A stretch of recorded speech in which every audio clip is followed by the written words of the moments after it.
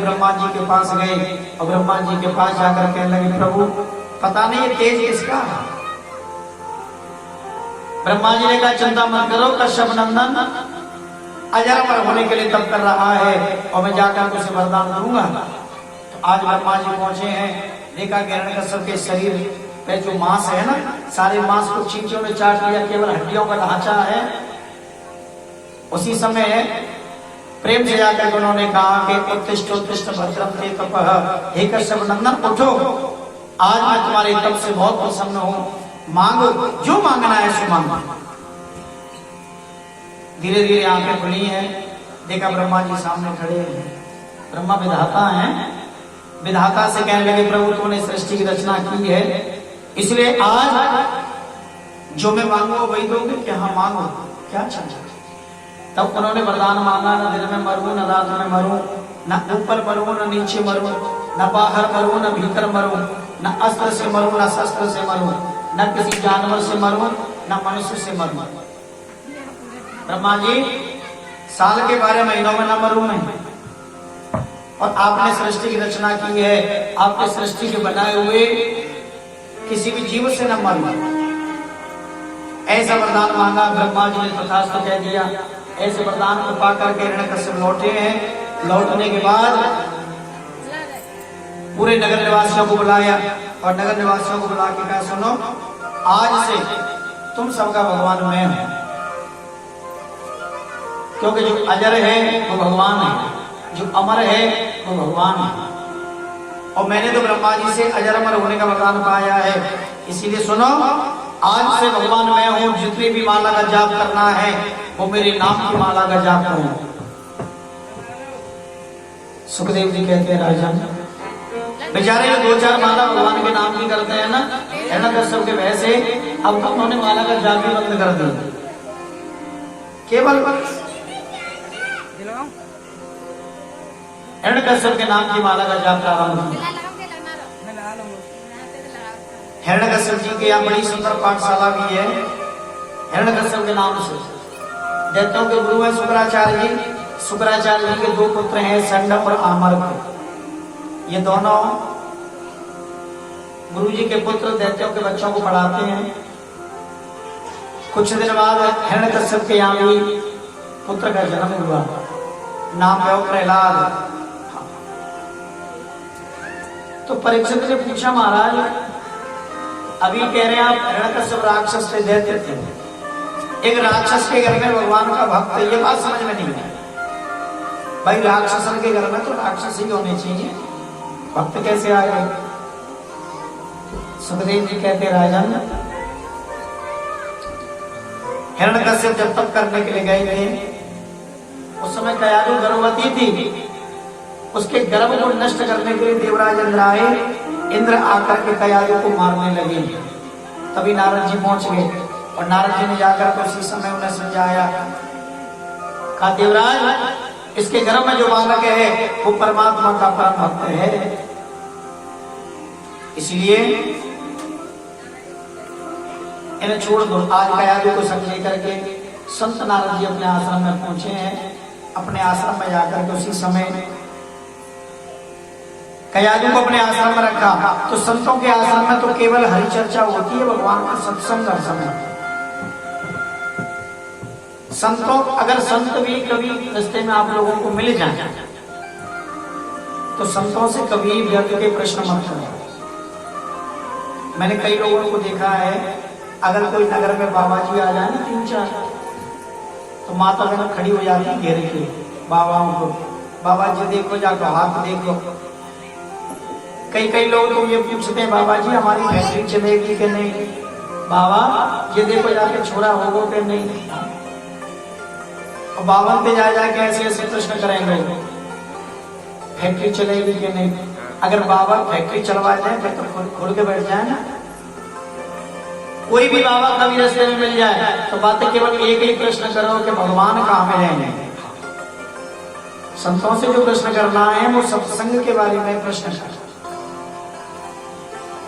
तो संत नारद जी के आश्रम में भक्त प्रहलाद ने पेट में ही ज्ञान प्राप्त किया। कुछ दिन बाद उनके गर्भ से पुत्र का जन्म हुआ। नाम रखा गया प्रहलाद। अच्छा, प्रहलाद जब कुछ बड़े हुए तो अपने ही स्कूल में पढ़ने जाता था। अच्छा, भागवत जी में जो कथा मैं कह रहा हूँ वो लिखी नहीं है। अच्छा, 7 या 8 की क्लास में एक बड़ी सुंदर कथा थी वक्त प्रहलाद की, भागवत में नहीं दी गई। स्कूल जब पढ़ने जाते तो रास्ता में एक कुम्हार का घर पड़ता था। कुम्हार का, ये भागवत में नहीं। तो कुम्हार का घर पड़ता था, मिट्टी के बर्तन बनते थे उसके यहाँ। मिट्टी के बर्तन, मिट्टी के मटके, ये सब कुम्हारी बनाती। एक दिन कुम्हारी ने मिट्टी के बर्तन जो बनाए, मटके बनाकर जैसे रखे तो 2 बिल्ली के बच्चे आकर के बैठ गए। कुम्हारी ने ध्यान नहीं दिया और उन सारे मटकों को हवा में लगा दिया और अग्नि प्रवेश कर दिया। और जैसे अग्नि प्रवेश भई, फिर कुम्हारी को याद आई कि मैंने ये क्या कर दिया। एक मिट्टी के मटके में तो बिल्ली के बच्चे थे 2। हे भगवान, अब बालक कैसे बचे? आवाज बोल नहीं सकती क्योंकि उसमें अग्नि प्रवेश हो गई। बैठे बैठे भगवान को याद कर रही है और प्रहलाद जी स्कूल जा रहे हैं। देखा कि ये इनके पिता के बैरी का नाम ले रही है। उसी समय भक्त प्रहलाद जी ने आकर कहा, अम्मा तू किसका नाम ले रही है? तुझे मालूम है ये मेरे पिता के बैरी का नाम है। अगर तू नाम लेना बंद कर दे तो ठीक है, नहीं तो तुझे कोलू में फिरवा दिया जाएगा। उसी समय कुमारी बोली, बेटा जी मैंने जो हवा लगाया है, इस हवा में मटके लगे हैं। एक मटके में 2 बिल्ली के बच्चे हैं। प्रार्थना करते हैं भगवान से कि बिल्ली के बच्चे बच जाएं। प्रहलाद जी ने कही, अगर नहीं बचे तो तुझे वैसे ही मरना है, और बच गए तो मैया आज से तू मेरी गुरु है। रात भर हो गई, बेचारी को प्रार्थना करते करते करते रात। प्रातः काल भक्त प्रहलाद जी फिर पढ़ गए। तो जैसे हवा बोला गया, सुखदेव जी कहते राजा परीक्षित, तुम्हें मालूम है मटके हटाती गई, सारे मटके पक गए, लेकिन जिस मटके में बिल्ली के बच्चे बैठे थे वही मटका कच्चा रह गया। जैसे मटके को हटाया है, बिल्ली के बच्चे निकल करके प्रहलाद जी के पैरों में होकर निकल के गए। प्रहलाद जी को पूर्ण विश्वास हो गया कि मारने वाला है भगवान, बचाने वाला है। अब तो माता जी के चरण पकड़ ली तो भक्ति में शक्ति है। सुखदेव जी वर्णन करते हैं, राजन जैसे स्कूल में पहुंचा है, स्कूल में जाकर के देखा कि गुरु जी नहीं है। अब गुरु जी की कुर्सी पे जाकर के भक्त प्रहलाद बैठ गए। सारे बच्चों को कहा चलो अपनी अपनी पट्टियां निकालो। सारे बच्चों ने अपनी अपनी पट्टी निकाली और कहा लिखो। सबसे लिखवाया भक्त प्रहलाद जी ने, राम नाम सबसे बड़ा, इससे बड़ा न कोई, जो इसका सुमिरन करे शुद्धात्मा हो। लिखो सब राम राम राम राम। सारे बालकों ने राम राम लिखना शुरू कर दिया। और जैसे ही राम राम लिखना शुरू किया तब तक गुरु जी आ गए। गुरु जी आगे बोले, बेटा तुझे मालूम है तू इसका नाम लिखवा रहा है, ये कौन है? उन्होंने कहा यही तो मेरा गोविंद है, यही तो मेरा प्रभु है। मानी तेरा प्रभु? हाँ, लाला तू ना जाने के बारे में, जो छलिया है और छल से कपट से इसने तेरे चाचा को मारा है, तुझे मालूम है? भक्त प्रहलाद जी कहने लगे, गुरु जी परमात्मा कभी किसी को नहीं मारता। भक्त प्रहलाद जी ने कहा, गुरु जी सुनो, राम न कावे मारते ना प्यारे अपने आप मर जाते हैं, कर कर खोटे काम। परमात्मा कभी किसी को नहीं मारता, इसलिए गुरु जी तुम भी उनका चिंतन करो।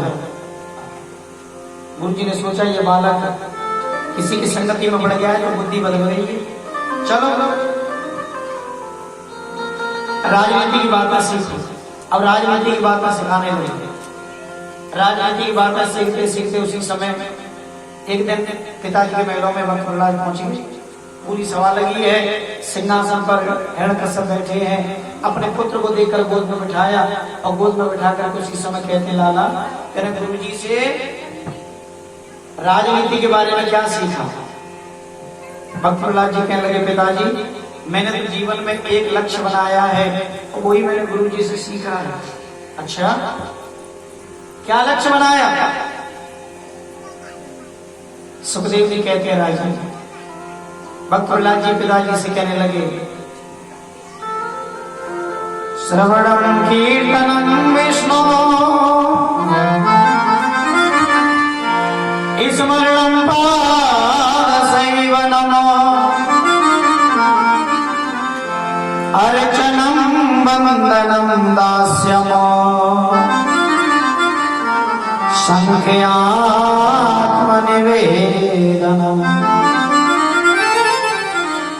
मेरा जो जीवन का लक्ष्य है, व्यास भगवान ने भागवत जी में नवदा भक्ति का वर्णन किया।